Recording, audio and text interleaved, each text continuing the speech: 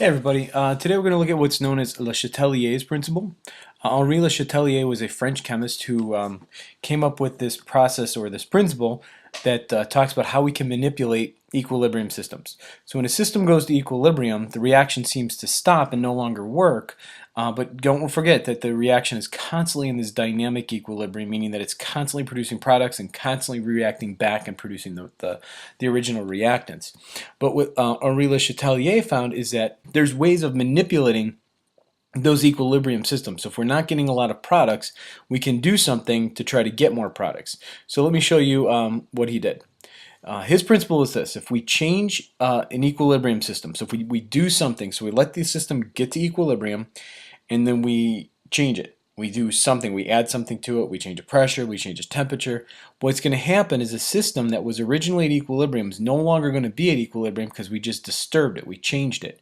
What happens is the reaction always shifts in a way to reduce that change or effect that we did. In a sense, the reaction is always going to go back to a new equilibrium. Okay, so equilibrium is always achieved in all chemical reactions, and this is going to happen when we make these changes. So I'll explain a little bit more in more detail, but the idea is whatever we do, the reaction will respond by undoing what we did in a sense. Okay, so we were going to look at three different ways or three different changes that we're going to invoke in the system. We're going to change the concentrations, we're going to change the pressure and volume. Don't forget that's Boyle's law. Pressure and volume changes go hand in hand. So if I change the volume, I'm going to be changing the pressure. And then we're also going to look at temperature changes. Okay, so we'll look at these one at a time. So let me show you a little video and try to talk you through the concentration change. Okay, what I have here is a chemical reaction. This is a simulator of the chemical reaction of the substance A reacting with this thing BC. And what's happening is it's going to form the products here. So that's our general chemical reaction. So what I'm starting with is 50 molecules of A and 50 molecules of BC. And they're both put into the container. So I start out with my reactants. Now I'm going to start the experiment, and what's going to happen is these two are going to react together, A and B, and start to produce my products. So the reaction initially shifts to the right. So according to Le Chatelier, since I have more reactants than I do products, the reaction has to shift towards the products to start off with. All right, now let the system go. Products are forming, and eventually what I'm going to do is I'm going to reach equilibrium. So it's going to look like the products stop forming. So I'm at about 9 or 10. That's probably better to look up here at the chart. You can kind of see that the bars are a little bit easier to watch. Okay, so they're about 10, 11, somewhere in that area, 12, depending on what you're looking at. But again, it looks like the reaction stops. Okay, so at this point I'm favoring the reactants. I'm not getting very many products out of the system at this particular equilibrium. So what we want to do is we want to find a way to produce more products. So Le Chatelier found that if I come over here and I change one of the concentrations, I could change any one of the four I want. What if I increased the concentration of BC and made it go up? What's going to happen to the reaction? It's going to respond by doing something. So I increased the concentration of one of the reactants. Watch what happens to the reaction as we kind of let it go for a few minutes here.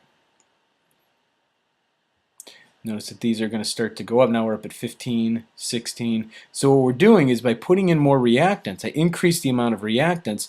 There's more reactants to react with A, and therefore to produce more products. What I'm doing is I'm shifting the reaction towards the product side. K is going to still be the same thing. I still favor the reactants in this reaction. It's just that now I have more products as a result. So even because I have more of the reactant, so I have to get back to that equilibrium position.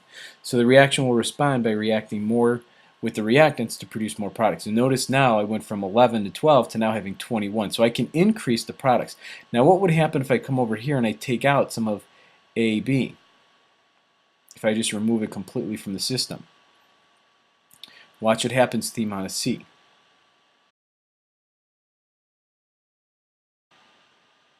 There we go. Okay, so you just need a little bit more time to react. So you can start to see that I'm starting to build up more of the products. So just need a little bit more time to react. There's a lot of particles in there. Temperature's kind of low, and we're going to talk about temperature effects. But by removing one of the products, the reaction responds by replacing one of those products back into the system. And that's essentially how concentration affects. Let me try this one more time here.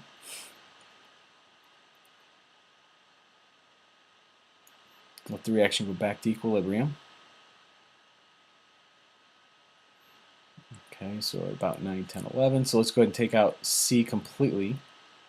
When we do that, the reaction responds by shifting further to the right to bring in more C, and as a result, what it does is it increases the amount of AB. So the reaction is shifting to the right. So if I remove a reactant or a product, it responds by reproducing it in the reaction. Okay? So what we saw was that at equilibrium, the concentrations are constant. So we'd establish equilibrium. I changed one of the concentrations and disturbed that equilibrium, and as a result, the reaction responded by taking away what I added or by adding what I took away. So if I add something, the reaction shifts to remove it. If I remove something, the reaction responds to take it, and add it back in there. So if I add a reactant, it's going to shift to the left, towards the products to use and consume that amount of reactant that's in there. Okay. If I add more product, then it's going to take that product and shift it more towards the reactant side. It always responds by moving away from what I add. Okay, so that would be concentrations effect. And I'll show you an example of that in class as well. All right, so let's take a look at the next effect, which would be pressure volume. Okay, what I have here is a chemical reaction that's just basically what's happening is iodine is breaking down from I2 to individual iodine atoms. Okay, so we got the iodine molecule breaking up into iodine atoms. And that's the reactions going on. Now if we look at the equilibrium, again just like we saw before, we got the reaction going on. Iodine is lower in concentration than the individual atoms. So therefore I'm favoring the products this time. So K would be greater than 1 for this particular reaction. Now what I'm going to do is I'm going to change the volume, and as I change the volume I'm going to change the pressure, because as the volume gets smaller the pressure is going to go up. So I'm going to change and increase pressure. We're going to see what happens to this reaction as a result of increasing pressure. So at increased pressure, my volume gets smaller. So now the reaction has smaller space to move around in, and as a result, the reaction is now going to change and shift and go into a particular direction. So as these start to collide and react more, we're going to change. And notice what happened is we now have more I2, and the gas becomes more and more dark purple as the purple molecule starts to form. Now why is that happening? Well, if you notice here, I have 2 molecules of iodide. Over here, I have 1 molecule of iodine in a molecule form. So individual atoms, 2 of them, take up more space than the 1 individual molecule. So if my volume gets smaller, I don't have as much space to move in. I have to shift to the side with the smallest number of moles. Remember with pressure and volume that they're connected to moles. If I have a larger number of moles, then I would need a larger volume to make space for that.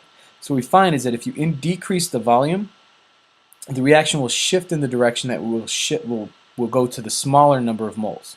All right, let's try looking at one more example. If I decrease the pressure, make the pressure bigger, we should see the opposite happen. We should see it shift more towards the iodine because there's more space now, and I can shift and I can produce more of these individual molecules, the individual atoms that can now move around and fill in that space. Okay, so let's give it a second here and it will show me the reaction. It will now shift and change. This will go up and this should go down according to my prediction here. And as you can see, iodine now goes up. Why? Because there's more space. Notice the color becomes more pale because we now have some of the white molecules, white atoms as opposed to the purple molecules. Alright, so let's recap that in the notes. Okay, pressure and volume changes can be very confusing, so you gotta be patient with these. I know this is the hardest part for students with a Chatelier's principle. So the way I do this is I always focus on the volume. Always focus on volume. If the pressure goes up, then my volume goes down. If my pressure goes down, volume goes up according to Boyle's law. So keep that in mind. They're inversely proportional. Here we're keeping temperature constant, and this is only true for gases. So you can only use gas equilibrium. So solids, liquids obviously don't have an effect anyway, but aqueous systems are not affected by pressure volume changes. Okay, because they're all done underwater. So as we saw in the video, if the volume is changing, we're going from a large space down to a small space.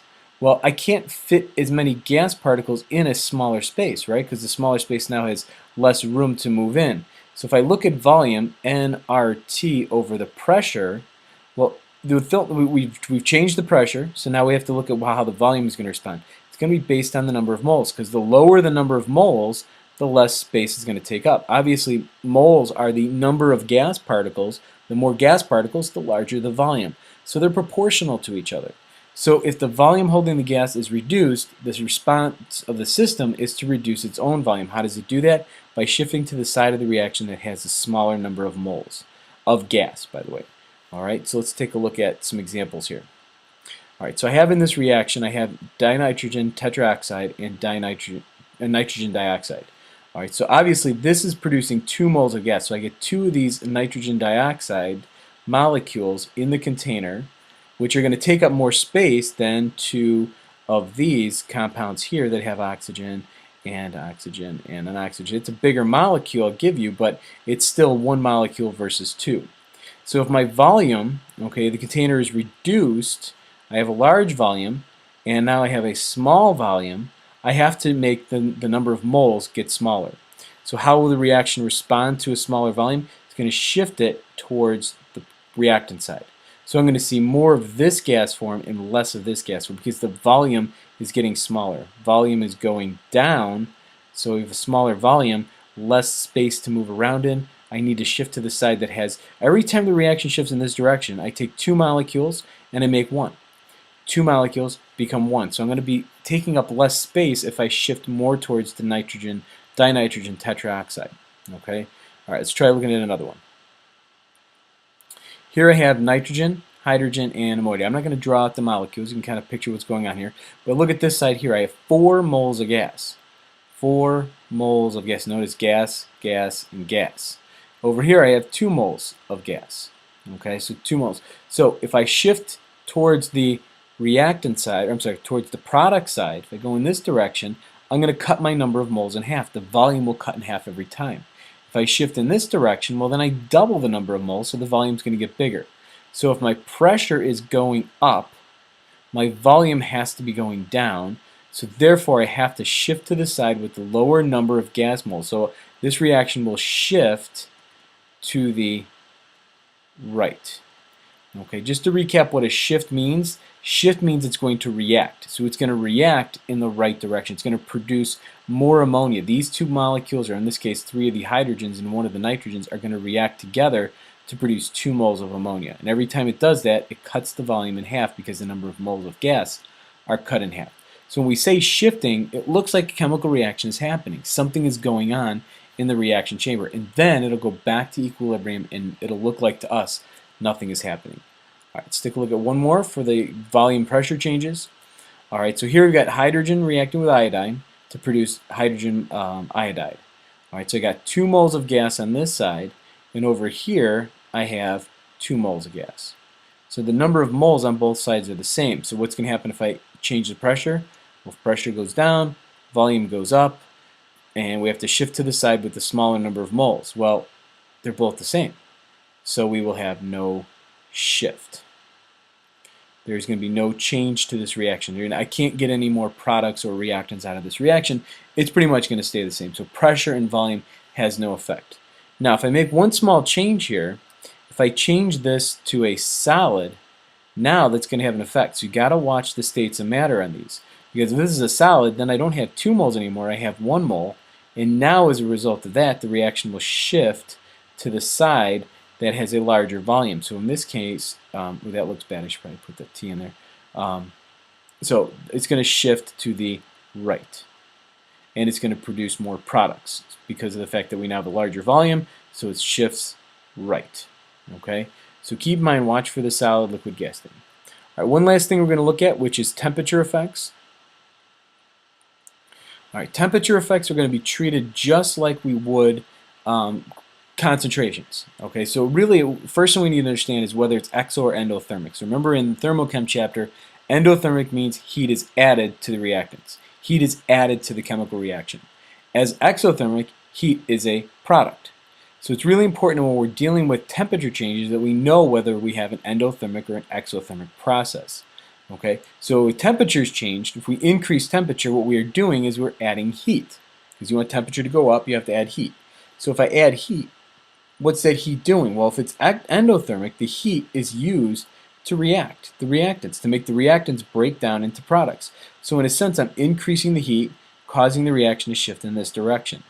Now, if it's exothermic, I get the opposite process because that heat is causing the products to react more, and therefore we'll shift the reaction in this direction. So adding heat to an exothermic reaction will shift it to the left, make us produce more reactants, while if it's endothermic, it's going to shift it towards the product side. So it's just like, you could think of this just like another reacting material. Okay, so let's take a look at an example. So if I look at hydrogen and my iodine reacting with the hydrogen iodide, this is an exothermic reaction. So I will have to tell you that, whether it's exothermic or endothermic, based on the data given. All right, so exothermic reaction, if you increase temperature, increasing temperature means that we are adding heat. Heat is going up. So more heat means that these particles, the heat is going to cause this to react and break down more. It's going to cause the reaction to shift towards the reactant. So we're going to have more reactants as a result. More hydrogen and iodide are going to form, and the hydrogen iodide is going to go away. So it's going to shift it in this direction. All right. Let's take a look at one last example. And if temperature change, what I'm talking about. Since heat is a product, we're going to treat it like a physical substance. Extra energy can be used to shift through. Okay, so I already said that. All right, one last one. Should we increase or decrease temperature to increase the yield of products? We want to make this go up. We want more products in our reaction. All right, so should I make the heat go up or should I make the heat go down? Well, if I want more of this, I want these two to react more. Well, when they react, they need heat in order to react. So therefore, I want to increase the heat, because if I increase heat, these will react more often, shifting in this direction, producing more of the product. Okay, I'll see you later.